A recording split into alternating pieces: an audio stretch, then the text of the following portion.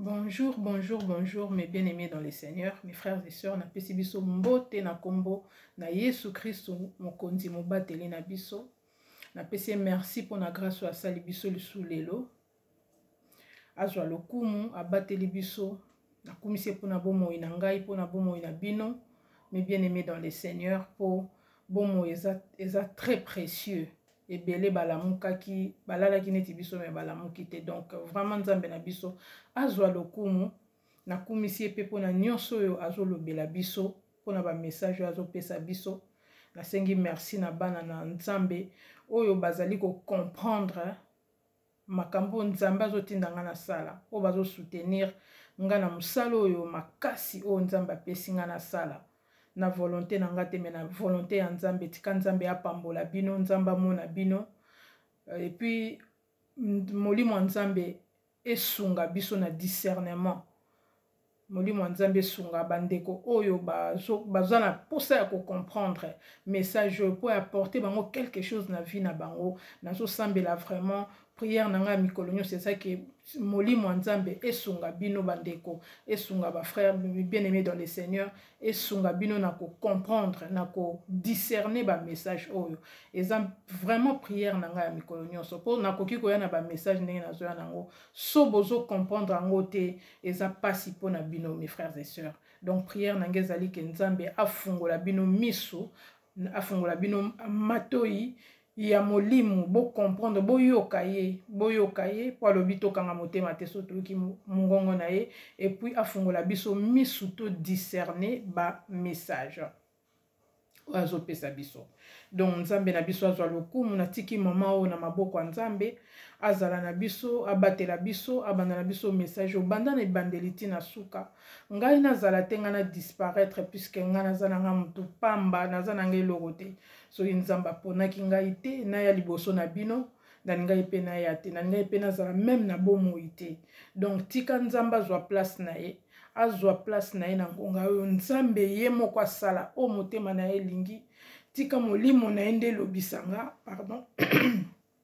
molimo ya nzambe elobisa ngai pe asimba mitema na bino mes frères et sœurs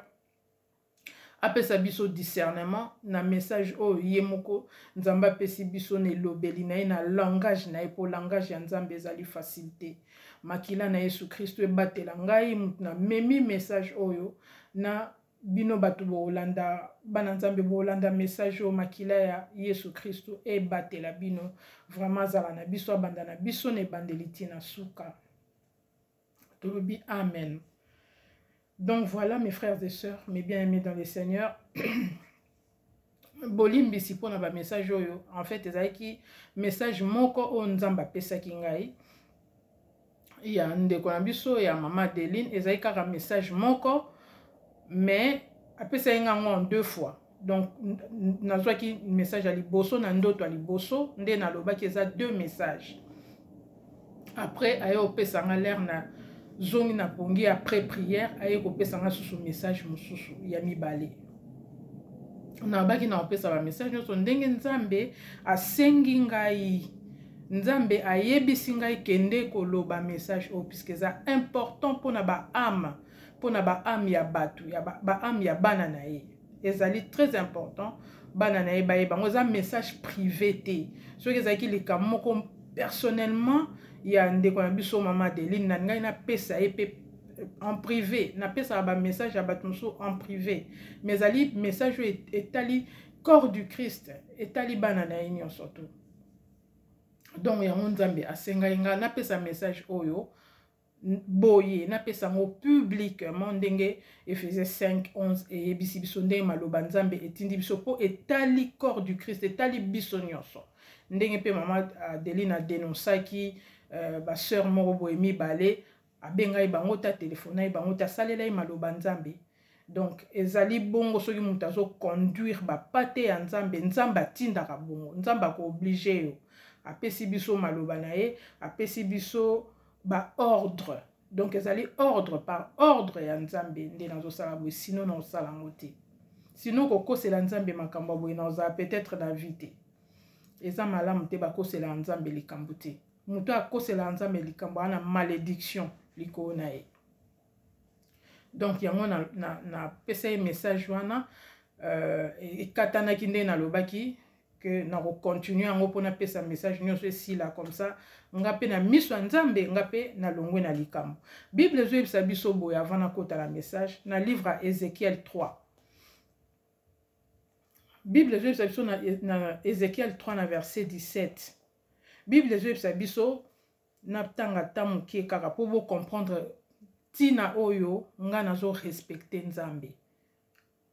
Et puis bo comprendre message yango etali nini, message yango à quel point ça profond. Ezali nalobi bien etali biso nyonso etali ba ame ya bana nzambe. Donc nzamba obligé ngai na ya koloba ngo na oyebisa bino awa na okota na message elo ni nzamba yebisenga. Maloba nini nzamba yebisenga pona bima boy. Na yebisa bino eza deux messages. Mais bande onanga toza un discernement te to kansi peut-être que bozo lobananga bozo boakelanga mabanga ou bozo finganga ou bozo critiquenga mais bozo critiquer muto atindinga oza nsima nanga eza nzambe eza ngonga te posonga mona na okoka te na yebisa bino depuis le début ya message oyo ezaki makasi ponanga mais na obéir na nzambe. Donc nzambe azo yebisa biso boye Ézéchiel 3 verset 17. Fils de l'homme, je t'établis comme sentinelle sur la maison d'Israël. Tu écouteras la parole qui sortira de ma bouche et tu les avertiras de ma part. Quand je dirai aux méchants, tu mourras. Si tu ne l'avertis pas, si tu ne parles pas, bandeko, nzamba lobi na biso, si tu ne parles pas, à tout serviteur de Dieu, nzamba lobi na biso malobo, si tu ne parles pas, pour détourner le méchant de sa mauvaise voie et pour lui sauver la vie. Pour lui sauver la vie. Ce méchant mourra dans son iniquité et je te redemanderai son sang. Mais si tu l'avertis, si tu avertis les méchants et qu'il ne se détourne pas de sa méchanceté et de sa mauvaise voie, il mourra dans son iniquité et toi tu sauveras ton âme. Bandeko malobo eza clair. Na ebite mosala nzambe nini nzambe azwa a établir yo sentinelle à la kisako makambo apesa ko ba révélation.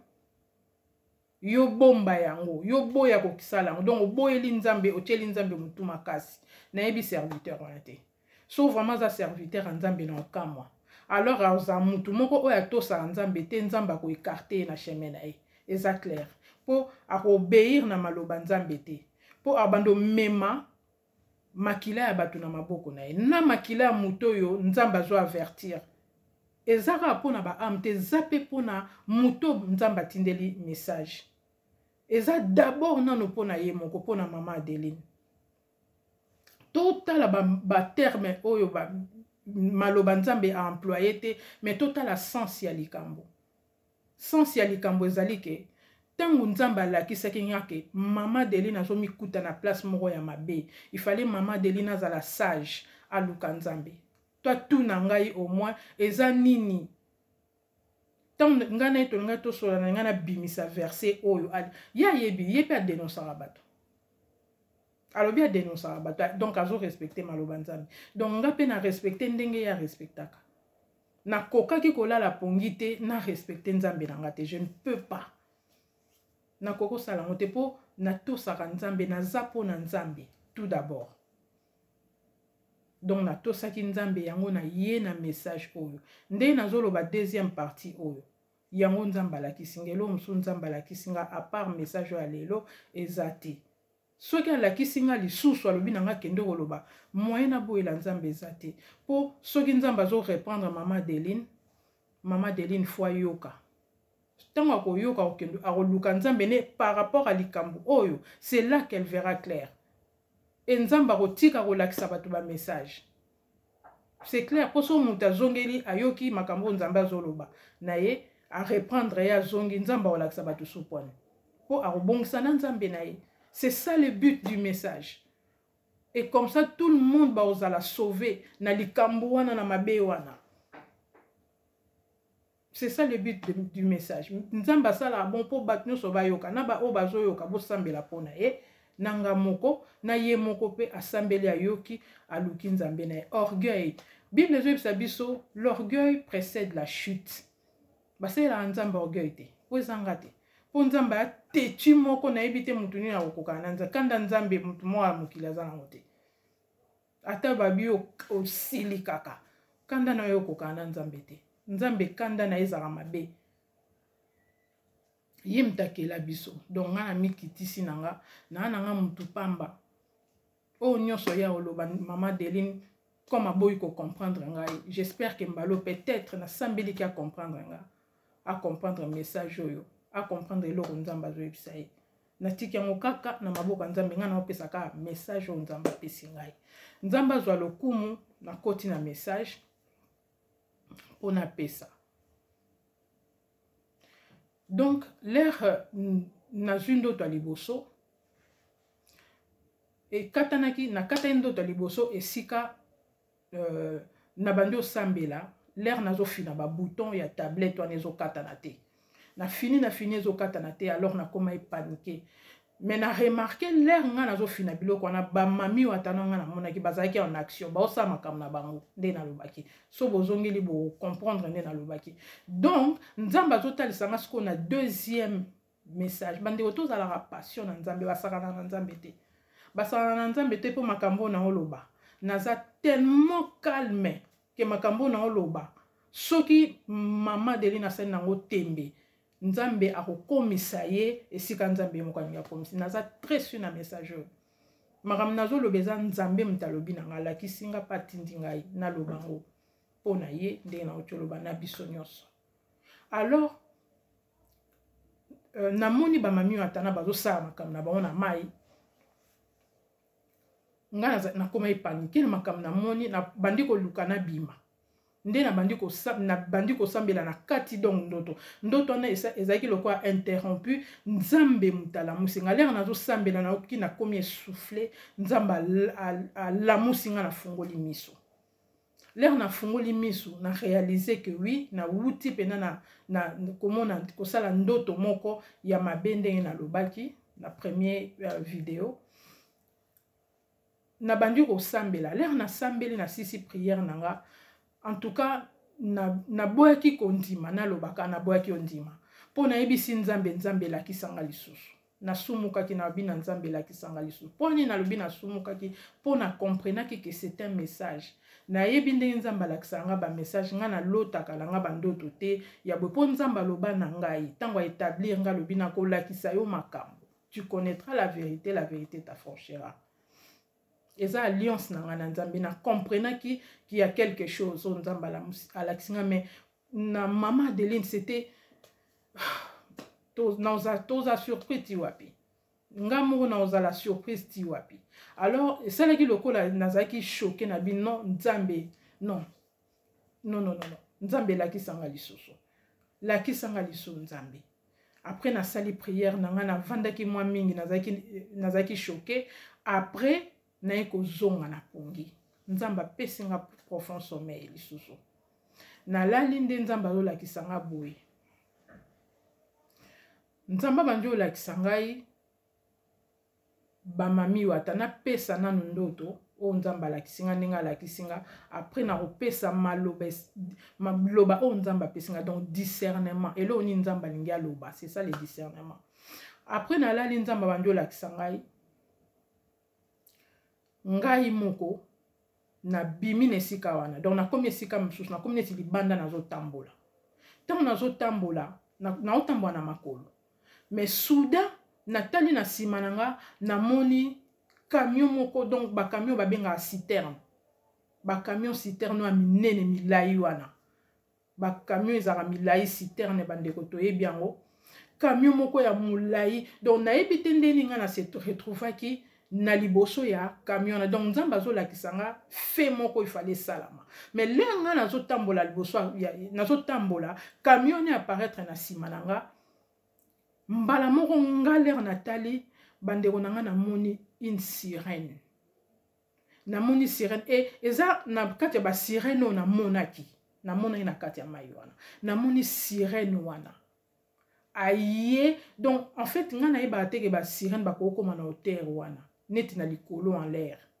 sirène wana ye siko sirène wana aye neti azo attaquer ngai mais akei siko ake ko beta neti a aveugler chauffeur ya camion neti aveuglé neti envoûté po atuta ngai bandeko na nga lerna na moni mami wata wana sirène eza mami wata azaki en bleu poso na ye lopele na ye wana ezaki en bleu na ba couleur na bango pe ndeka tomona na ba film aye sikoyo ko attaquer nga mais ake ko envoûter chauffeur ko azaki na sima na ngai nga na moni l'air na moni moyen na s'échapper zaki susute pour envoûter chauffeur on a camion on a yemba la moko pour tout ngai. Donc mami watawana c'est que je veux dire a causé accident ou une raison mortelle pour ngai. Pour na nini po na moni po na moni likambo na bango po na moni makambo salamaki. Alors chauffeur wana ye mes frères et sœurs chauffeur wana a camion wana et tout inga inandoto mais leur camion est tout inga nandoto mes frères et sœurs na longo sika na télémaki et projeté nga leur camion est projeté ngai na moni mutu moko aye donc a meminga siminga na maboko mutu wana leur a siminga na maboko a tout inga na sima et tout inga na sima a siminga na maboko mbala mo mutu ngo azwi loboko na ye naebi mutango te mais j'ai compris après ezaki ye moko nzambe ezaki ange nzambe ba ange ba batela biso bana nzambe azui loboko na ye atie na mukongo nanga place ba tutenga mes frères et sœurs mbala moko na yoki choc wana nyonso tout et c'est neutralisé donc camion wana soki nzambe te na moment wana tutenga enga ezala mortel donc na ngana zwa signe wana nzambe azolakisa nga but na bango loni bainga basalanga po na moni makambo wana po lelo nazo dévoiler makambo oyo donc en fait nzambe azolakisa nga ba conséquences oyo elingaki elanda ngai oyo bango baningai basala nga na bomoi na ngai. C'est ce que je suis en train de dire. Mutuana a tché le beau qu'on est dans mon Congo, passionné s'éternuer et c'est balamoko disparaître et s'aligner le côté. Mais camion a choqué tout yo, osala écraser le col à crêpe au monde anate. Balamoko s'éloigner longue place wana. Et nzamba meminga place wana na kena komi na télémesika mo bande onangi bolanda malamu. Nzamba sauvé bon moïna nzamba laksinga ke makambo omoni soko dévoiler ngo vie na yo ozala en danger pour découvrir likambo falo découvrir te alors tala plan oyo basalela ki yo après ça olinga okutana na accident tant nzamba laksika mieux ko cause l'accident ndenge nyonso to et ko cause l'accident modèle nyonso to mais nzamba laksinga lobi na nga na zana yo po ngai moko mutna lakisi yo nzambe ye moko sauver nga na situation na malakisi ngai danger ni nezali wana na koyeba makambo boye il faut naza na prière makasi il faut naza na nzambe na kanga na nzambe makasi alors nzamba longo linge sika wana na komi ne sika mo boye na telemi na se retrouver na telemi sika moko mais bien aimé dans le Seigneur et loko oyo nazoloba oyo ezelo moko une part ya makamoko nzamba la kisanga kala mais nzambe soki na lobi ngo boyeba makambo bana nzamba la kisanga makambo bana une partie ya ba plan oyo Satan zalaki nango monde à ténèbres zalaki nango siko nzamba zo la kisanga ye place wana po nzamba zo la kisanga makambo par rapport à ba mami wata et loko nini bazo sala ba via ba plan na bango ezali nini jusqu'où bazo kende na se retrouver sika wana na telemi na moni bana batandami bana miki na lobaki na première vidéo bana bazana danger biso mikolo batu nyonso bazotala ba vidéo wana na koloba eloko nzamba lobi na loba puisque c'est comme ça boko ndima na bino ngate mais c'est comme ça bana batandami bana ebele batandami siko nga nazotala bana wana nazomona na misu na nga na moni bana et soudain mes frères et sœurs nzamba fungoli nga misu na nga na moni bana wana siko bien bana nyoso batandama ki wana na miso bomoto na mona ki bango bana l'air nzamba fungoli nga misu na moni bana na nyoso batelema ki wana na donc bana na bazo représenter ba sirène bana na bazo représenter ba mamiwate et loko ni nzamba zo ningo yebisanga nzamba zo ningo yebisanga ke na kati ya bana wana et ba esprit wana ya mai ekoti na bana ba esprit ya mai ekoti na bana na telemi na mwa moke mpona pesa explication mpona zongela wana te eloko nzambe azolingolakisa nga lere wana eza nini nzambe alobaki na nga nde nalobi ça fait peut-être 2 ans passés comme ça nzambe alobaki na nga bana bakozala atake diable akoatake bana mais bana oyo diable akoatake akoyiba milimo ya bana ebele milimo ya bana oyo diable akoyiba ekozala milimo ya bana oyo baparent na bango baza afermi te oyo baparent na bango bayebi kokanga baporte te na bandako oyo baporte eza polele diable akoyiba bana wana akoyiba milimo ya bana ntango akoyiba milimo ya bana akokende kosalela bana. Il y a des esprits ya bana du diable azwaka bana wana bakepa nzambe te bana wana baza retenu na maboko ya diable po baparent na bango bapesi accès siko une partie ya bana oyo nzambe azolakisa ngai c'est là où message on a trouvé très important milimo ya bana oyo nzambe oyo nzambe azolakisa ngai sika wana eza milimo ya bana oyo bamami watana bazosampare na oyo nzambe azoyebisa nga boye ngai nzambe ngam nalakisi yo makambo oyo ngam natindi yo o avertir mutu nyonso tu ye moko mama Adeline na mutu nyonso tu oyo alandaka mama Adeline nzambe alobi na nga ngai nzambe mutu nalakisi yo naza na ntina na bandela makambo oyo nalobaki te e na ton moko ya autorité na ton moko nzambe asepelaki nango te nde nalobaki nzambe elakisanga lisusu donc neti agangelinga ngai mutu nalakisi yo naza na ntina na bandela makambo nalakisaki yo te me nazolakisa yo oyo ekoya po oyo avertir ye moko mutu azosala bavideo na batu oyo bazolanda ye e yo nzambe alobi na nga boye à partir de maintenant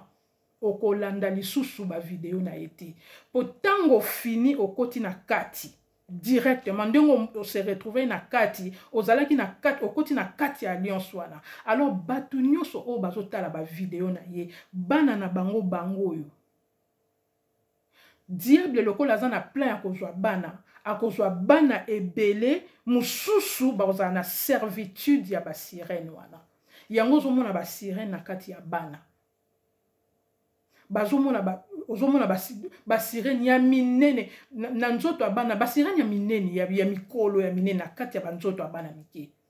eloko nini ekosala bana mususu bakokufa bana ebele bakokufa baoloba bana bakufi peut-être na maladie na pandémie nde nzambe alakisaki nga pandémie moko ekoya ekotouche bana mingi ekoboma bana mais en fait eza mpona koyiba milimo ya bana mususu bakozala servi na bamami wata mususu bazala aservi na diable na makambo mususu mais misusu bakozala aservi donc message nzambe azali kopesa nga mpona basirene musala na bango yango wana basirene wana bazali cause ya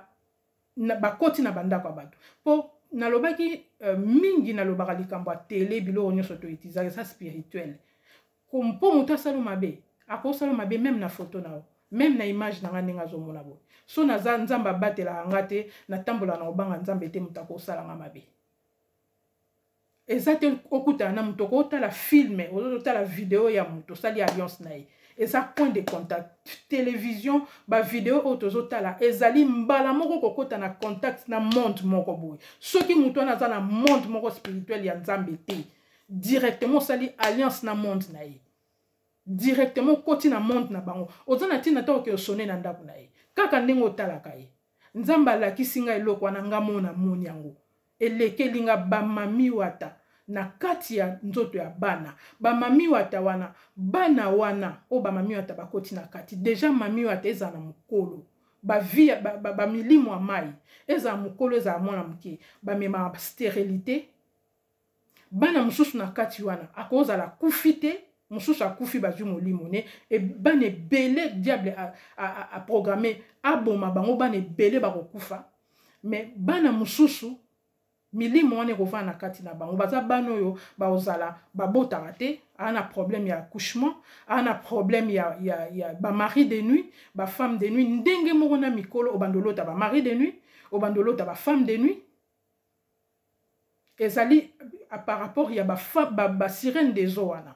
baattaque na vie bablocage na makambo ebele ezali misala ya milimo wana ya mai mami wata wana eza biloko bamemaka na bavia bato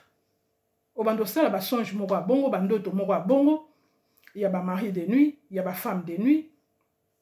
ba fausse couche bazuzemi ezosopana obando bota te mosusu ekokango mabota eza milimo wana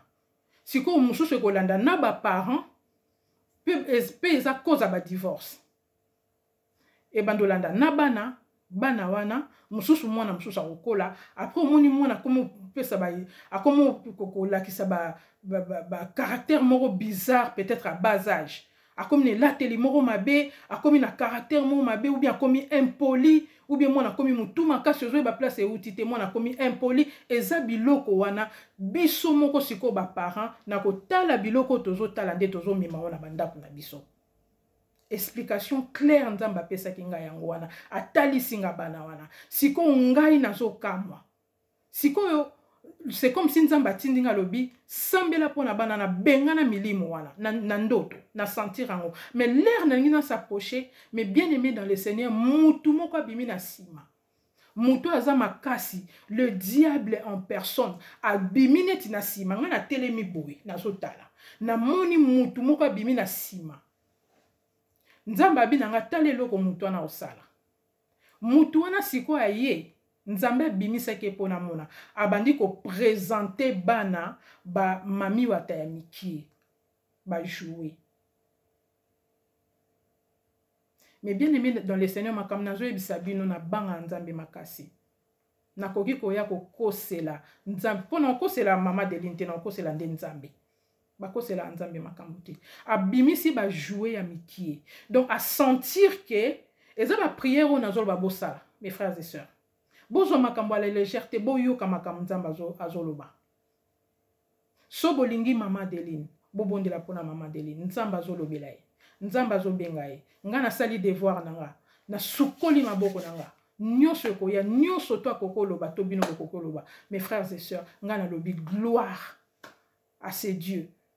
nalobi gloire na mutu atindi nga nzambe oyo atelemisi nga mpo naza na esengo mpo nasilisi mosala na nga na obéir ye natikali kaka na prière baprière atindi nga nasala na korespecte na kosalela na kosambela mpo na bana nzambe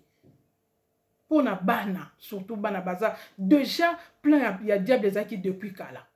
mais nzambe na bolingo ne alakisi ngai eloko bangi basala na bana donc kobengana oyo nga nangi nabengana milimo wana na bana diable plan na ye sikoyo ezali bakobombana na kati ya bajoue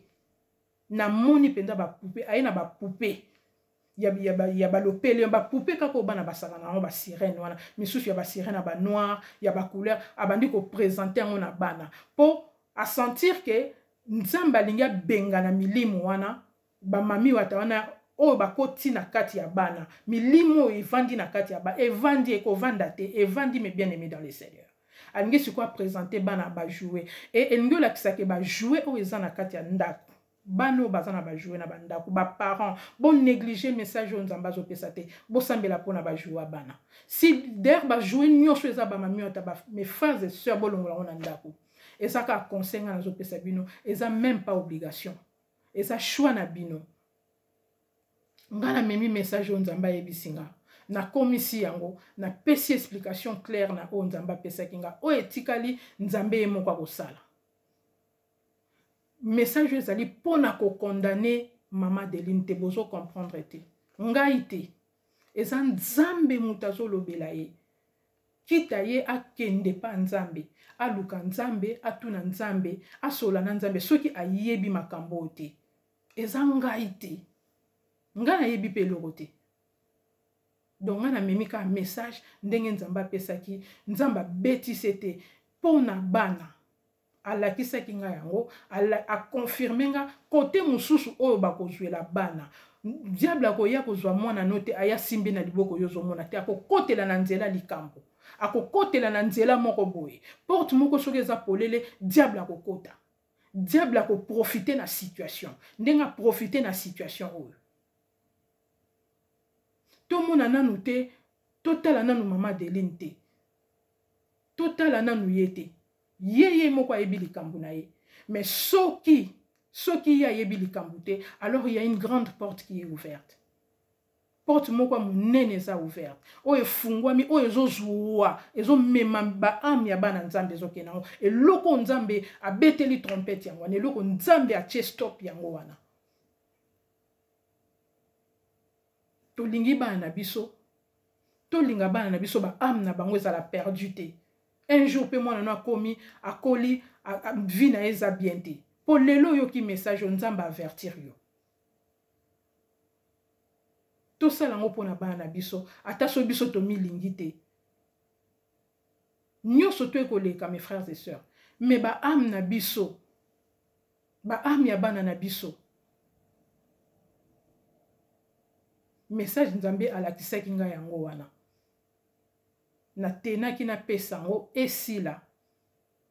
ezali mpona entre ngai moko na mama Adeline te nazoloba nazorepete nga na mutu pamba na omona makambo bwendeni na memi eloko nzambe alakisi ngai mpo asauve ye moko na baame ya bana na ye na memi message napesi yango complet nazosenga na mama Adeline soki ya comprendre nga te soki ya comprendre ngai te atuna nzambe wana ya lobi nga naza mosali na ye soki nakosi makambo oyo puisque je sais qu'elle sait ayebi ke makambo na oloba na okosa te amikitisa liboso ya nzambe bana nzambe boza na discernement ça sert à rien lelo bomema na bino lisumu apamba un jour boye bobandi oloba na nga oui mama Dasa azalaki na raison puisque na oyebisa bino ke na raison makambo nazoloba nayebi makambo nazoloba eza ya solo nakoya kokosela nzambe likambo te to ndeko na nga mwasi likambo te il y a quelque chose eza vraiment sérieux donc voilà message na memaki lelo nzambe na ngai apesa bino discernement na molimo na ye bo comprendre message oyo bo sunga mama Adeline tolobi te tozwa mama Adeline totale na misu moko boye non eza message oyo nzambe apesi soki alobi ayebi likambo te gloire à Dieu eza ye na nzambe nga napesi kaka message napesi mpe bino reste ya message oyo etikalaki boyeba ndenge kosala nango ezali choix eza choix na biso eza choix ya yo ndeko ozotala ngai ndenge olingi kozwela likambo oyo yo kaka nyonso tu nzambe akolakisa biso dans la suite de temps les temps sont mauvais tozolinga tokangama na nzambe totambola na crainte ya nzambe tosala ba repentance puisque makambo ya mabe ya pasi ekoya liboso na biso soki tokangami na makambo to aba prisonnier quelque part tokoka ko s'en sortir te donc nzambe nanga apambola bino soki Yesu Kristo azongi kozwa biso te nakoya na ba message oyo nzambe apesi nga na ko continuer oyo ya mama Adeline etikalaki message etikalaki ya deuxième ndoto yango oyo donc na tosi nzambe nakokaki kobenga mama Adeline te mpo nzambe alobai nanga naloba alobi nanga même ke natalaka ete audiblement na voix nzambe audible alors j'ai obéi na